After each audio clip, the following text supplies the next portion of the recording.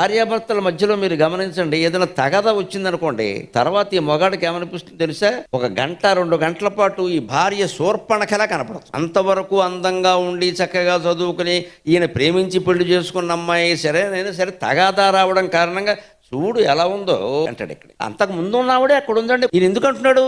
తగదా, మనసులో ద్వేషం. మళ్ళీ ఏదో మాట కలిసింది అనుకోండి, మా ఆవిడే ఏమైందండి? ఇది అర్థమైతే వేదాంతం అంతా అర్థం. భార్యకైనా అంతే, పరమ దుర్మార్గుడుగా కనపడతాడు. మళ్ళీ తర్వాత ఇద్దరికి సంధి కలవగానే ఏదో అంటాడు కానీ మంచోడే. ఈ మంచోడు మధ్యాహ్నం ఏమయ్యాడు అంటే మన దృష్టిని బట్టి ఎదుటి వాటిలో మార్పు కనపడుతుంది. అప్పుడున్న మొగుడే ఇప్పుడు, అప్పుడున్న పెళ్ళామే ఇప్పుడు. మరి మార్పు ఎక్కడి నుంచి? నీ దృష్టిలో వచ్చింది. అందుకే శంకరాచార్య చెబుతారు, దృష్టిలో భేదం లేదు మిత్రమా, నీ దృష్టిలో ఉంది భేదం అంతా. నీ దృష్టి మార్చుకుంటే ప్రపంచం అంతా బాగు. ఆ నిలువు కన్ను తెలుసుకుంటే ఏమవుతుందంటే ప్రపంచం భస్మం అవుతుంది అంటారు కదా. ప్రపంచం భస్మం అవడం అంటే బూడిదవ్వడం కాదు, ఎదురుగా ఉన్న ప్రపంచం అలాగే ఉంటుంది. నీ దృష్టి మారిపోతుంది.